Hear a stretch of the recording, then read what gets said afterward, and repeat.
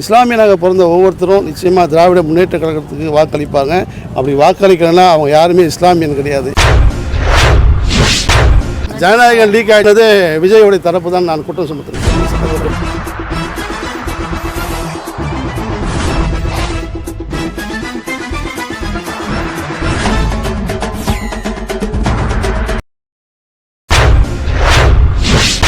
இஸ்லாமியராக பிறந்த ஒவ்வொருத்தரும் திமுகவுக்கு வாக்கு அளிப்பார்கள். வாக்கு அளிக்காதவர்கள் இஸ்லாமியர்கள் இல்லை. ஜே.எம். பஷீர் பரபரப்பு பேட்டி. ஜனநாயகன் படத்தை லீக் செய்தது விஜய் டீமே. ஜே.எம். பஷீர் பரபரப்பு குற்றச்சாட்டு. சென்னை திருவல்லிக்கேணியில் உள்ள பெரிய மசூதியில் திரைப்பட நடிகர் ஜே.எம். பஷீர் ஜும்மா தொழுகை முடித்து வந்த அனைவரையும் சந்தித்து திமுகவிற்கு வாக்கு செலுத்துமாறு கேட்டுக்கொண்டார்.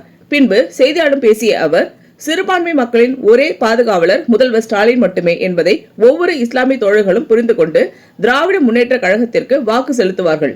அப்படி வாக்கு செலுத்தாதவர்கள் இஸ்லாமியர்கள் இல்லை.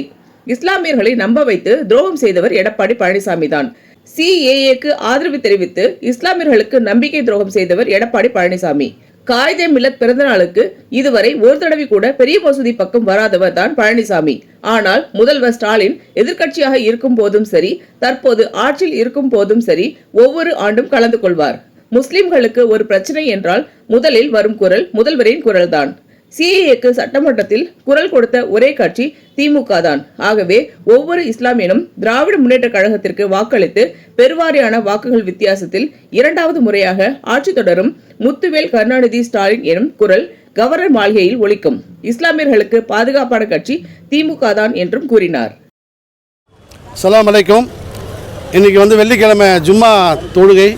இங்கே பார்த்தீங்கன்னா ஆயிரக்கணக்கான இஸ்லாமிய பெருமக்கள்லாம் தொழுதுட்டு இருக்காங்க. சென்னையில் இருக்கக்கூடிய மிகப்பெரிய பள்ளிவாசல் இது திருவல்லிக்கேணியில் இருக்கக்கூடிய ஜும்மா பள்ளிவாசல், பெரிய பள்ளிவாசல்.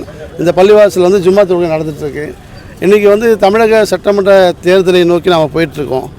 ஒவ்வொரு இஸ்லாமியனும் இன்றைக்கு திராவிட முன்னேற்ற கழகத்துக்கு ஓட்டு அளிக்கிறது அவனுடைய கடமை. ஏன்னா CAA NRC சட்டத்தை தடை செய்கிறது தமிழக முதல்வர் தான். எங்களை வக்ஃபு வாரிய திருத்த சட்டத்தை தடை கொண்டு வந்தது தமிழக முதல்வர் தான். இஸ்லாமியனாக பிறந்த ஒவ்வொருத்தரும் நிச்சயமாக திராவிட முன்னேற்ற கழகத்துக்கு வாக்களிப்பாங்க. அப்படி வாக்களிக்கலைன்னா அவங்க யாருமே இஸ்லாமியன் கிடையாது.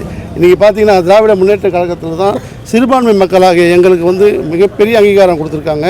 சிறுபான்மை மக்களுடைய தமிழக சிறுபான்மை உடைய தலைவர் இருக்கக்கூடிய ஜுபேர் கானுக்கு ராயப்பேட்டில் சீட்டு கொடுத்துருக்காரு தலைவர். அதே போல் பார்த்திங்கன்னா SDPI கட்சிக்கு சீட்டு கொடுத்தாங்க நல்லிடத்தில். முஸ்லீம் லீக் கட்சிக்கு 3 சீட்டு கொடுத்துருக்காரு. அதுபோல் இஸ்லாமிய பெருமக்களை அதிகமாக குறைந்தபட்சம் ஒரு 12 MLA-வாக தகுதி அடையக்கூடிய MLA-வாக வெற்றி அடையக்கூடிய MLA-வாக செலக்ட் பண்ணி சீட்டு கொடுத்துருக்கக்கூடிய ஒரே கட்சி தான். வேறு எந்த கட்சியும் அதிமுகலாம் பார்த்திங்கன்னா பேருக்கு ஒன்று தான் கொடுத்துருப்பாங்க, அதுவும் தோக்கலாட்டில் கொடுத்துருப்பாங்க. பட் சிறுபான்மை மக்களுக்கு எங்களுக்கு அங்கீகாரம் கொடுக்கறது திராவிட முன்னேற்ற கழகம் தான். இந்த கட்சியிலும் சரி மாவட்ட செயலர் அங்கீகாரம் கொடுத்துருக்காரு. ஒவ்வொரு ஆண்டும் காயிதே மில்லத் அவர்களுடைய நினைவு நாளில் பிறந்த நாளிலும் இங்கே மரியாதை செலுத்தக்கூடிய ஒரே தலைவர் யாருன்னா தமிழக முதல்வர் ஸ்டாலின் அவர்கள் தான். மற்றவங்களாம் கொரோனா டைமில் யாரையாவதுக்கு அவங்களுடைய அமைச்சர்களை அமைச்சு வச்சு மரியாதை பண்ணுவாங்க. பட் என்றைக்குமே இஸ்லாமிய மக்களை மறக்காமல் இருக்கக்கூடிய ஒரே தலைவர் தமிழக முதல்வர் ஸ்டாலின் அவர்கள். இந்த தொகுதி துணை முதல்வர் உதயநிதியுடைய ஸ்டாலின் அவருடைய தொகுதி இது. இந்த தொகுதியில் நாங்கள் இப்போ பேசிகிட்டு இருக்கோம். இங்கே இருக்கக்கூடிய அனைத்து மக்களும் இஸ்லாமிய மக்களும் ஒன்று கூடி நம்ம திராவிட முன்னேற்ற கழகத்துக்கு தான் ஓட்டு போடணும்னு சொல்லி பேசியிருக்கோம். உள்ள பள்ளிவாசல் தொழுகையில் என்ன பேசினாங்கன்னா, இன்றைக்கி உலகப்போர் நடக்கக்கூடிய சூழ்நிலை ஏற்பட்டிருக்குது. இந்த உலகப்போர் ஈரானை எதிர்த்து அமெரிக்கா போன்ற ஒரு மாபெரும் நாடுகள்லாம் போரிட்டு கொண்டிருக்கிற சமயத்தில் இந்த இஸ்லாமிய பெருமக்கள்லாம் நாங்கள் வேண்டுவது என்னென்னா, அதாவது தமிழ்நாட்டுக்கு இஸ்லாமியர்களுடைய இந்தியாவுடைய எதிரி யாருன்னா மோடி, உலகத்துக்கே இஸ்லாமியர்களுடைய எதிரி யாருன்னா ட்ரம்ப்பு. இந்த ட்ரம்ப்பு இஸ்லாமியர்களை எதிரிகளாக பார்த்து இஸ்லாமியர்களை அழிக்கக்கூடிய விதத்தில் ஈரானுடன் போரிட்டுருக்காரு. ஈரான் தான் இன்றைக்கி பொருளாதாரத்தில் ரொம்ப கீழ்நிலையில் இருந்ததுன்னு சொல்கிறாங்க. ஒரு சின்ன அந்த கடல் வழியை மூடும்போது இன்றைக்கி இருக்கக்கூடிய உலகத்தில் இருக்கக்கூடிய அனைத்து நாடுகளும் பொருளாதாரத்தில் கீழே போகுதுன்னா இப்போ ஈரானுடைய வலிமை எந்த அளவுக்கு இருக்குதுன்னு நிரூபிச்சிருக்காங்க. நிச்சயமாக இந்த புனித வெள்ளிக்கிழமை என்று நான் சொல்வது என்னன்னா, எல்லா இஸ்லாமிய மக்களும் ஒன்று கூடி மீண்டும் தமிழகத்தில் 7வது முறையாக நம்முடைய முதல்வர் மு.க. ஸ்டாலின் அவர்கள் ஆட்சி அமைக்கணும். நம்முடைய துணை முதல்வர் இங்கே மாபெரும் ஓட்டு வித்தியாசத்தில் ஜெயிக்கணும். அது போக திராவிட முன்னேற்ற கழகத்தில் இருக்கக்கூடிய நம் கூட்டணியில் இருக்கக்கூடிய அனைத்து தோழர்களும் மாபெரும் வெற்றி அடையணும். ஒவ்வொரு முஸ்லீமும் நிச்சயமாக ஓட்டு போடணும். அதுவும் திமுகவுக்கு போடணும். திமுகவுக்கு ஓட்டு போட்டால் மட்டும்தான் அவன் இஸ்லாமியனை கருதப்படுவான். ஏன்னா எங்களுக்கு வந்து அவ்வளோ நன்மைகள் செஞ்சுருக்கு இந்த கட்சி. அதனால தான் திமுகவுக்கு ஓட்டு போடணும்னு சொல்கிறேன். இன்றைக்கி வந்து டிவிகே விஜய் வந்ததுனால பாண்டிச்சேரியில் ஹையஸ்ட் ஓட்டு 91% வந்துச்சுன்றாங்க. அது எத்தனை பர்சன்ட் வந்தாலும் சரி முன்னிலையில் நம்பர் 1 ஃபஸ்ட்டாக நாங்கள் தான் இருப்போம். மீண்டும் தலைவருடைய ஆட்சி அமையணும். உங்கள் அனைவருக்கும் நன்றி, வணக்கம், ஜும்மா முபாரக். கொரோனா டைமில் எடப்பாடி பழனிசாமி மட்டும்தான் எல்லா மருத்துவமனைகளுக்கும் போயிருந்தாராம். அவர் தான் நல்ல ஒரு அவரோட ஆட்சியில் தான் நல்ல ஒரு கொரோனாவுக்குலாம் நல்ல ஒரு ட்ரீட்மெண்ட் கொடுத்தாங்க. இதே ஸ்டாலின் வந்து இறந்துருப்பார் அப்படின்னு ஒரு பேச்சுவாக்கில் சொல்லிட்டாரு. ஆனால் அது மறுநாள் வந்து அவர் பதிலிச்சு நான் அப்படி பேசுகிறேன், நான் இப்படி தான் பேசுகிறேன், அப்படி பேசுகிறாரு. சார், எடப்பாடி பழனிசாமியை பற்றி நான் சொல்லணும்னா ஒரே ஒரு விஷயம் சார். அவர் ஆட்சியில் இருக்கும்போது ஒரு தடவையும் 4 வருஷத்தில் ஒரு தடவையும் கண்ணியமிக்க காகிதம் இல்லத்தினுடைய பிறந்த நாளுக்கு வந்தது கிடையாது சார் ஒரு முதலமைச்சர். இன்றைக்கி பார்த்தீங்கன்னா அன்றைக்கி கொரோனா இருக்க கூட எதிர்க்கட்சி தலைவராக இருக்கக்கூடிய ஸ்டாலின் அவர்கள் இங்கே வந்திருக்காங்க. நான் அதுதான் கேட்டேன், ஏன் இப்போது இஸ்லாமியர்களுடைய ஒட்டுமொத்த தலைவராக நாங்கள் கண்ணியமிக்க காகிதம் இல்லத்தை தான் பார்க்குறோம். அந்த காகிதம் இல்லத்தினுடைய பிறந்த நாளுக்கே வர முடியாத உனக்கு எதுக்கு இஸ்லாமிய மக்கள் நாங்கள் சப்போர்ட் பண்ணோம்? நீங்கள் கொரோனா பற்றி பேசுங்க சார். கொரோனா டைமில் கொரோனா வார்டுக்குள்ளே போனது யாருன்னு எல்லாருக்கும் தெரியும். கொரோனா வார்டுக்குள்ளே முதலமைச்சர் அதுக்கு பதில் சொல்லியிருக்காரு. நான் கொரோனா வார்டில் போயிட்டு உள்ளே போயிட்டு வெளில வரும்போது என்னுடைய மனைவி என்கிட்ட ஒரு வாரமாக பேசாமல் இருந்தாங்க. இருந்தாலும் நான் மக்களோடு தான் நான் நிற்பேன் அப்படின்னு சொல்லிட்டு அவர் சொன்னார். என்றைக்குமே மக்களோட இன்றைக்கி இருக்கக்கூடிய ஒரே கட்சி, ஒரு மாபெரும் கட்சி திராவிட முன்னேற்ற கழகம். இது கலைஞர் காலம் முதல் அல்ல, அண்ணாவுடைய காலத்திலேருந்து தொடர்ந்து திராவிட முன்னேற்ற கழகம் வந்து மக்களோட, இஸ்லாமிய மக்களோட மிகப்பெரும் நெருக்கமாக இருக்குது. அதனால் இன்றைக்கி வந்து ஒரு பெரிய ஜோக்கராக இருக்கார் எடப்பாடி பழனிசாமி. அவர் சொல்கிற இதெல்லாம் ஒரே காமெடியாக இருக்குது. ஒரு லீடர்ஷிப்னால் சார் இன்றைக்கி ஸ்டாலின் சாரை பார்க்குறப்ப அவங்களுடைய பரம்பரை என்ன சார்? கலைஞர்லேருந்து ஆரம்பித்த லைனாக இன்றைக்கி பொலிட்டிக்கலில் இத்தனை வருஷமாக இருக்கார். நான் அவரை பார்க்குறப்போ நம்மளுக்கு ஒரு ஆசையாக இருக்குது.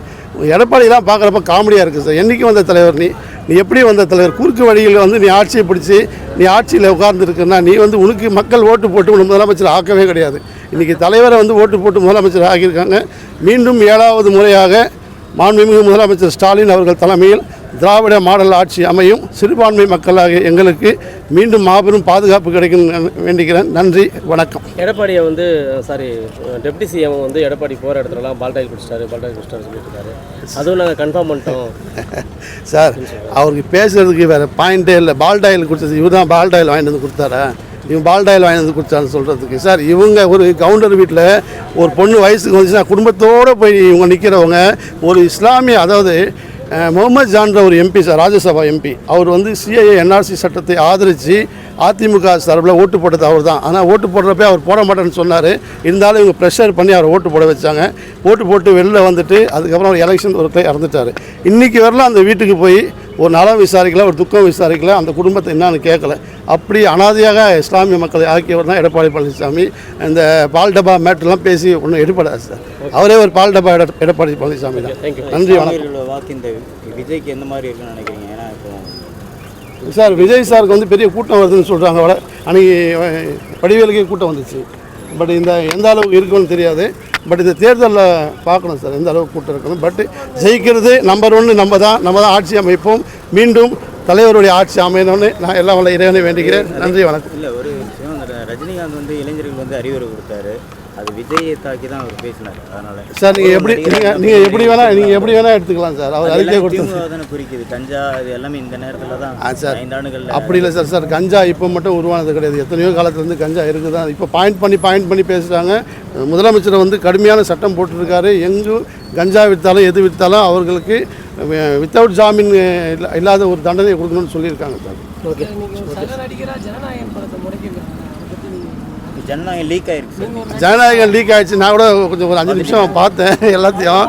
பட் அது தவறான விஷயம். ஆனால் அது லீக் பண்ணது வந்து விஜய் டீம் தான் பண்ணியிருப்பாங்க. ஏன்னா மக்கள் மத்தியில் அதை கொண்டு போய் சேர்க்கணும். இந்த பழைய திமுக மீது போகணுன்னு தான் அவங்க லீக் பண்ணியிருப்பாங்க. ஏன்னா இவ்வளோ பெரிய நிறுவனம் வந்து ஒரு படத்தை லீக் ஆகுது, அது ஃபுல்லாக ஹெச்டியில் விடுறாங்கன்னா அதை லீக் பண்ணதே விஜயோடைய தரப்பு தான் நான் குற்றம் சுமத்துறேன் சார் இந்த சமயத்தில்.